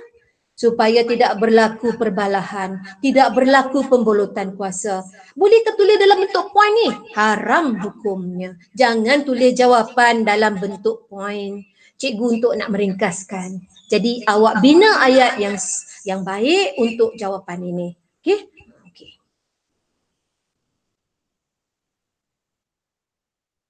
Anda sebagai warga negara Malaysia, apakah peranan anda dalam memantapkan jentera pentadbiran negara? Baik, cikgu nak baca yang ini. Peranan anda, peranan saya dalam memantapkan jentera pentadbiran negara ialah dengan memahami dengan lebih mendalam tentang kepentingan perlembagaan. Sebab awak nak membuktikan awak ni dapat menyertai, dapat memberi sokongan kepada jentera pentadbiran. Jadi awak kena faham soalan ini betul-betul. Awak kena menulis jawapan yang menunjukkan anda faham. Ini yang menunjukkan bahawa awak dapat menguasai jentera pentadbiran negara. Saya perlu memahami konsep sistem pemerintahan demokrasi berparlimen. Selain itu, saya mestilah mematuhi undang-undang negara. Saya juga mestilah mementingkan keamanan negara dengan tidak mempertikaikan isu-isu sensitif yang berkaitan dengan hak-hak istimewa Melayu dan bahasa Melayu serta agama. Saya haruslah mengutamakan perpaduan kaum dan menghormati kebudayaan kaum yang pelbagai di Malaysia. Dapatlah 8 markah. Ini memang soalan untuk kemahiran berfikir aras tinggi yang arasnya agak tinggi. Okey, saya harap dan mendoakan murid dapat mengikuti kelas saya dan faham bagaimana teknik menjawab. Okey, yang saya tandakan right itu semuanya adalah fakta-fakta yang membolehkan anda mendapat markah. Okay. Inilah yang saya pesan kepada anda. Buat banyak soalan kertas satu. Jadi bila kita buat soalan kertas satu, tulis, kotorkan awak punya buku tu supaya awak dapat memperkayakan fakta. Tulis fakta-fakta tambahan. Apa tujuannya? Ia adalah untuk memperkemaskan pemikiran anda, untuk menyediakan diri anda untuk menjawab soalan kertas 2 bahagian A ataupun bahagian B. Jadi latihkan diri anda untuk selalu membina soalan jawapan kertas 1. Okey, 40 soalan. Cuba buat sampai dapat jumlah 35 betul dan ke atas. InsyaAllah A pasti dalam tangan. Okey, so ini lagi cikgu cadangkan. Ini murid cikgu. Okey, dia cuba buat. Cikgu ambil daripada murid cikgu. Okey, untuk dikongsikan dengan anak-anak murid satu Malaysia supaya memperbanyakkan kertas satu. Okey, ini kalau cikgu-cikgu bagi nota pocket, Selalu cikgu bagi nota poket print. Sekarang ni awak ada banyak masa di rumah masa PKP ni. Buat buku nota poket anda sendiri. Mak ajak pergi kedai PKP, tak boleh masuk kan 2 orang, seorang tunggu dalam kereta. Dah boleh keluar 2 sekarang. Awak bawa nota poket, boleh buka. Okay, so inilah cikgu cadangkan kepada anak-anak murid. Okay, so ini adalah antara buku yang cikgu cadangkan lah. Sekiranya awak berminat, ini antara buku-buku yang terbaik yang cikgu selalu buat rujukan. Ini cikgu Sarapa penulisnya, iaitu daripada MRSM Penggalan Cepa, dan ini daripada buku iPro Sifu, iaitu cikgu Syamsuddin, dan juga Hot Tips. Ini adalah antara yang cikgu cadangkan lah ya. Okay, so kalau berminat bolehlah kontak mereka. Okey, ini cikgu pun bukanlah nak buat promosi apa-apa. Cikgu hanya seorang guru. Kami guru segedung ilmu. Kami berkongsi bahan-bahan yang terbaik untuk anak-anak murid satu Malaysia. Okey, so kita jumpa cikgu untuk bahagian yang kedua untuk hari Khamis 7 hari bulan, waktu yang sama dan juga masa yang sama. Jumpa cikgu pada hari Khamis 7 Mei jam 11.30 pagi. Okey, Assalamualaikum warahmatullahi wabarakatuh.